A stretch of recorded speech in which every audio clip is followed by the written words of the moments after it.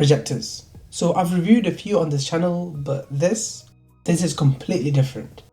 This is the 8849 Mars Projector. It's tiny, it looks futuristic, and it's smaller than the size of my palms. And I don't even have big hands. Okay. We'll test this out, but as always, let's do the unboxing first. So let's take a quick moment to appreciate this box. It looks insanely posh and really well built. Super sleek, very premium, and it's got a nice 3-layer packaging setup that immediately gives you the high-end tech vibe. It's the kind of unboxing that makes you feel like you actually bought something special.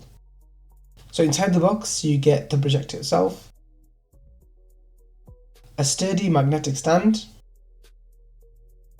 an additional magnetic ring with adhesive if you want to stick it somewhere else, a USB cable, a lightning adapter for iOS users, and a user manual.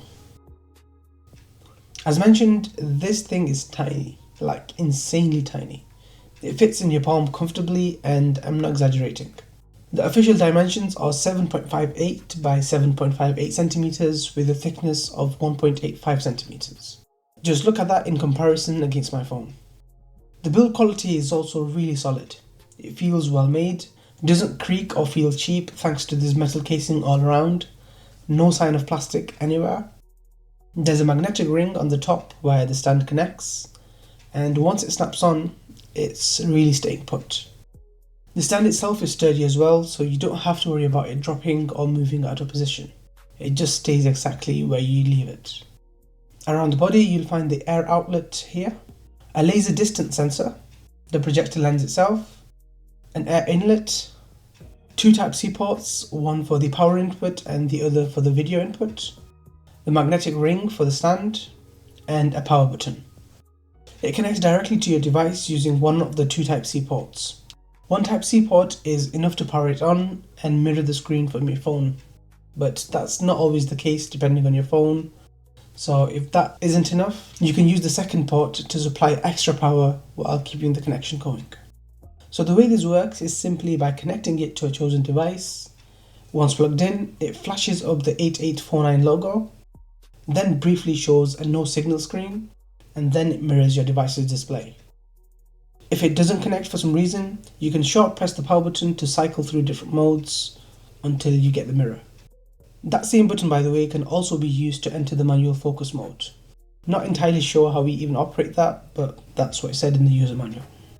There's no built-in OS or smart interface, so it literally just mirrors your phone or the tablet you're using.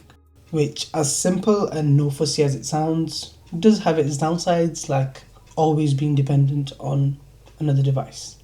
So the display technology used here is DLP, which means digital light processing, and that basically uses a chip with microscopic mirrors and a spinning color wheel to throw up that image. It's the same tech used in most other projectors, just shrunken down.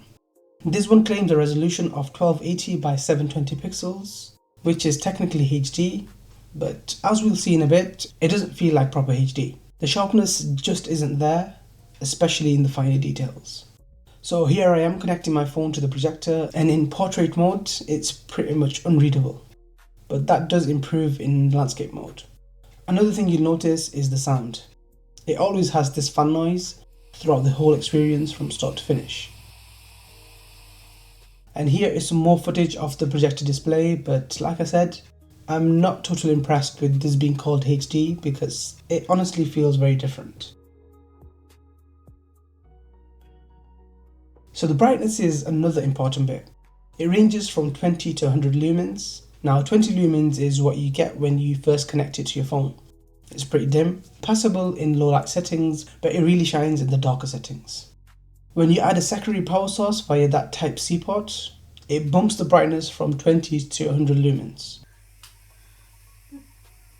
Now that is a decent jump, and it definitely does improve visibility, and the image quality does improve, as you can see.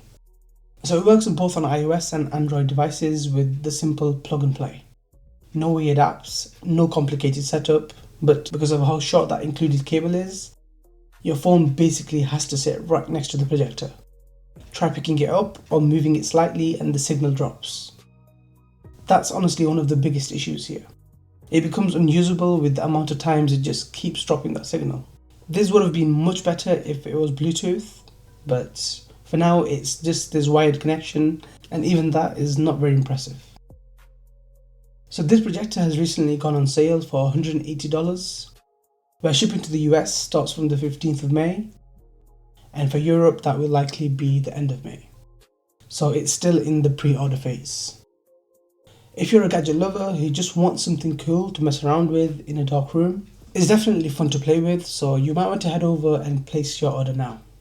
But to conclude, I'd say it does what it says on the tin, but it's not without faults. The concept? Brilliant. A palm-sized projector you can carry anywhere and connect straight to your phone is honestly a very cool idea. But the picture quality just isn't as good as you'd expect from something that claims 1280 by 720 and it's priced at $180. If you enjoyed this review or found it helpful, give it a thumbs up and leave your thoughts in the comments below. As always, thanks for watching and I'll catch you in the next one. See ya!